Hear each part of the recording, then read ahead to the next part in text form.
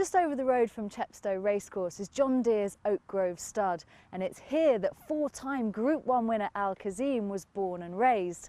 After a stint at the Royal Stud and a return to training, he's returned here to be reunited with 3 generations of his family and begin his new career again as a stallion.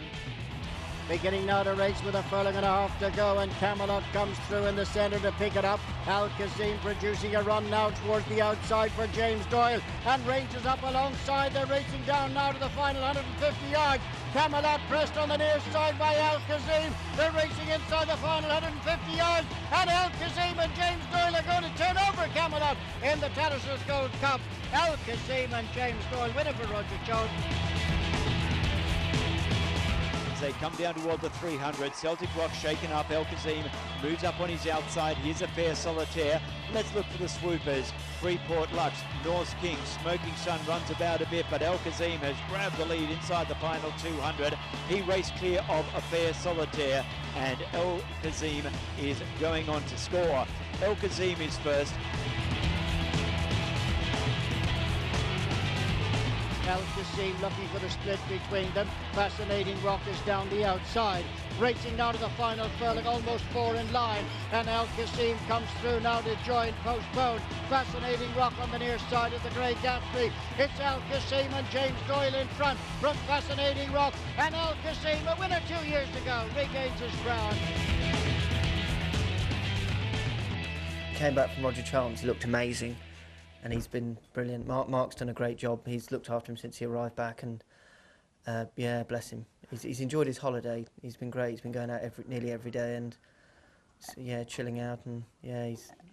And it must be wonderful, of course, to have him back here where it all began. I mean, he's it's been a long journey. It has. It doesn't seem a long time ago since he left as a baby, but it seemed, you know, we've had some amazing days out with him and that, and yeah, and it is great to have him back. You know, it's sort of a second bite of the cherry, really. It really is. Yeah, and of course he had his truncated period at the Royal Studs where he was deemed to be subfertile. Just explain to us what that means. Percentage-wise, he didn't get enough mares in foal, so the shareholders had the option. Well, they were paid out by the insurance company, and very luckily, Charles Hamilton of the insurance was great to deal with, and he had a meeting with the boss. It was quite funny, when the boss went to leave the house, Mrs. Deere said, "Don't come back without the horse." So he came back with the horse, and yeah, he went back into training, and as you know, he ran his heart out in the Champion Stakes with Noble Mission. Amazing day. And then this season, I mean, most horses, you know, Gina, when they've been at stud, they don't come back the same, and the level of ability. But this horse, as he showed with beating Postponed and Fashion Rocks, he had it all, you know, and I mean, what he did in Ireland was amazing, because he came back with a problem, and you know, he must have gone through the pain barrier a bit, but he's very, very special. Yeah, he's had an amazing career, as you know, on the track, 4 Group 1s, but as you say, to touch upon the temperament, I mean, for a horse to learn his job at stud, then have to go back in training and be told, no, that's not what we do. I mean, how has that affected him? How's he been since he's been back here? Since he's been back here, he's been very alert, because it'd be a different world to Roger Charlton's at Beckhampton, you know, where he's lived in his, you know, for 5-6 years. Being here, he can see a lot more, but he's been great. There's not been a day where he's really given any cause of concern. He's just very intrigued by everything, if you know what I mean, from the gardener riding past on his lawnmower, or you know, he just watches everything. But as you can see, he's got some temperament. He's very laid back. Yeah. And with regard to the sub-fertility, what does that mean for you going forward? How many mares will he cover? It means he'll cover a limited book. Numbers-wise, I wouldn't know really at the moment. There's been a lot of interest in him from great breeders and people. We will limit his book. He will cover 1 mare twice, cross-cover, and he'll cover once in the morning and once in the evening. And we'll use a semen extender on every mare, and just try and help him, really. And what's been his routine here at the stud to get him ready for the upcoming season? He goes on the horse walker, he gets turned out, he has a lunge. Just, you know, we've sort of kept him ticking over, but you know, when I saw him cover at Sandringham, he'd got very good libido, so you know, I don't think that'll be a problem. Yeah, he's given you every indication that he's ready for the job again. Yes, yeah, and as you can see, he looks really well. you know, he looks healthy, and that's half the battle, I think. So, you know, fingers crossed. And how much is John looking forward to hopefully having some of his stock here yes, on the farm? Yeah, a lot of pressure from the boss. So yeah, we'll be doing our best. So he'll presumably cover quite a few of the mares here yes, on the farm. Hopefully 10 or 12. You know, maybe a few more. You know, we'll see. We'll probably buy 1 or 2, hopefully, at the mare sales, young mares. You know, so. Tim, how much has he changed physically since he's been back here? He's let down pretty well. Food's not a problem for him. So he's filled his frame. He came back. He looked really well when he came back. He'd had a month or so at Rogers, maybe 5 weeks of on the walk and what have you. So it's just a case of carrying on from there really. But as you see, he is filling his frame, and you can see he probably looks more like Dabawi every day in the way that he's quite strong and loaded. And how did John and yourselves at the farm here come about setting his fee for the upcoming season? I think it was difficult. It's very difficult when a horse comes back, to stud again. But I think 12,000's fairly fair. He's by Dabawi, who's shot up massively in price, and rightly so. And yeah, hopefully, it'll attract the proper breeders, or the people, who are in it for the right reasons, not to make a quick buck. So, we'll do all we can to get the mares in foal, and look after them best we can. The people and the horses. So, it's it is a bit of a gamble using a horse that has sub-fertility, but at the same time they could be very well rewarded. So Tim, this is the grand dam of the stud, the star of the show, Kazeem. Yes, yeah, bless her. Is she quite similar to Al Kazeem? Yeah, I'd say so. Whatever you bred her to, you'd get a good-sized horse with a bit of scope and quality. And he's by far the best looking she's had, I think, anyway. And I'm sure anyone would think when they look at him. But yeah, I mean, she is amazing, bless her. She's in Fold Kingman at the moment on quite a late cover. She's getting on in years, so it's a case of keep going. She's 16 now, but as you see, she looks well, and I'd say he's got her temperament. I'm sure Dabawi's got a great temperament, but she's just amazing. Yeah. We'd love to have another one like her, but they're difficult to come by. And you've got 3 generations of it. I mean, the whole family are here. It must be so lovely to have him back. Yeah, it is. No, it's great. Yeah, it's sort of the icing on the cake. And what are the other yearlings and 2-year-olds like that are related to Al Kazeem? Does she throw a similar type? She does. They're all got plenty of size and scope. We've got a 2-year-old colt by McPhee who didn't run. He sort of had a few muscle issues behind and that. He's with Roger Charlton. He's quite a nice horse. He's a good size. He'll run early, hopefully, in the spring as a 3-year-old. And then we've got Al Kazeem's full brother, who's different colour to look at. You'll see him in a minute. He's broken in. He's a yearling.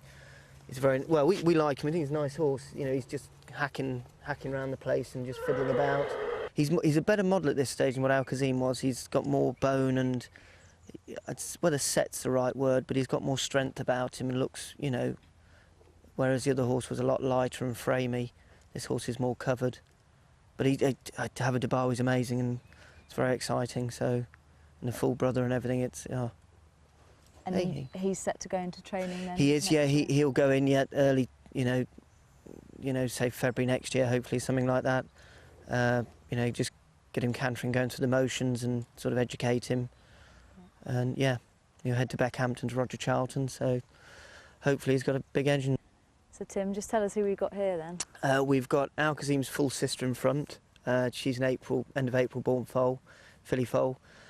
Different colour to him. And the bay filly is one of his 19 foals out of a Tiger Hill mare who didn't win, but we bought the mare in foal to him at Tats last year just because we sent 3 mares and didn't get any of them in foal, sadly. And, Mr. Deere and Mrs. Deere just wanted one, so we thought she was the best one for us. But yeah, they're both nice sorts, a bit chalk and cheese size and small. The chestnut's probably more Dabawi than Kazeem to look at this stage, but I'd say she'll grow on a fair bit. And the other filly is out of quite a big mare, and I'd say Al Kazeem's stock, I'd say, would be quite leggy and big and good-sized animals, and she is, she's a February foal, born in February, so yeah, I mean, they're both exciting. It's the long game, isn't it? They're both fillies, so hopefully they can, do something on the track and come back and be bred from. And how important was it to John to have an Al Kazeem foal out of that first crop. Yes, yeah, very, yeah. We were gutted we didn't get one in foal, you know, one of the mares in foal, you know.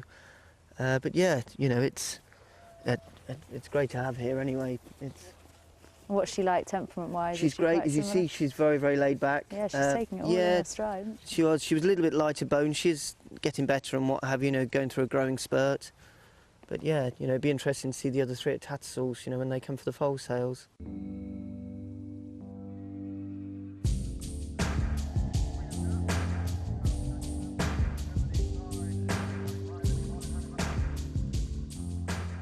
So Eileen, you're selling the first Al Kazeem through the ring. There are less than 20 of them in existence. Just tell us how you got hold of an Al Kazeem foal. What's the story behind him? She was a mare boarding in Ireland, and the owner's agent, Compass Equine, we know Micheál very well, Micheál Orlandi, and he asked us to board the mare and sell the foal for him. So they came over about 3 months ago. We're to Bedfordshire, where we're based. And how popular has he been on the sales ground here? Unbelievable. I mean, there's the rarity value, because there's only 3 for sale, and the fact that Al Kazeem has such an interesting on-off stud career.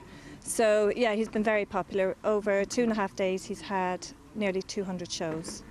So expectations are quite high for him heading into the sales ring. Do you have any idea of the sort of value you'd put on him? Oh, Gina, that's very unfair asking me that. I don't. It's a hard one to call because he's the first one through the ring, a first Al Kazeem through the ring in England and Ireland. So it's a very hard one to call.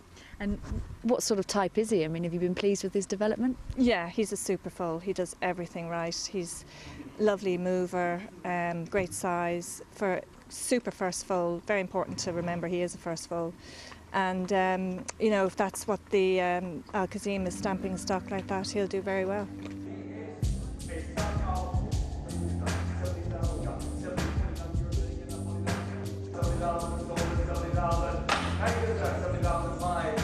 Well, are you pleased with the sale of the Al Kazeem colt? Yeah, really over the moon. He deserved it. He's been a little Christian for the last few days. He's worked really hard, showed himself really well, and delighted for the owner. And did the price meet your expectations for him? Far, far exceeded them. Yeah, really pleased. I know that he was a busy horse, but you can never tell until they go into the ring who's going to bid on them and what they're actually going to make. But he was very popular, and we had an idea he'd make a nice few pounds. And how exciting is it to be the person that sold, you know, the only Al Kazeem in the sales so far, and one of what is very few stock on the ground? Yeah, it's really exciting. It's nice to have a rarity and nice to have a buzz about a horse, and it's a hard week here all week, so it's nice to have something special to look forward to, and he was a lovely horse to deal with, so yeah, really good. Did the Al Kazeem exceed your expectations or sell as you hoped he might? We're over the moon with him. He was the first foal of a mare we purchased last year. The mare's for sale next week, and he showed himself very well. He was a busy foal. I think he went down well with the buyers, and he made a great result in 70,000 guineas. And so yeah, we're over the moon with him. Delighted with the results. And tell us a little bit about the story, because not many people have an Al Kazeem. How did you manage to get hold of one? They're a rare commodity. On behalf of a client, we were looking to buy him a mare, and we came across Burlesque Star. She was carrying 2 Al Kazeem, and we looked at the fact of the rarity value there. And we were fortunate to win 19 on the ground this year, and we're all fortunate that he's the first one to come to public auction, and to top it all off, he's a lovely foal, and that helped, and there was a lot of interest in him, as you can imagine, being the first Al Kazeem for public auction, and I think he represented the stallion well, and I think if the other 18 of them are similar to himself, they should do well, and he should do well as a sire.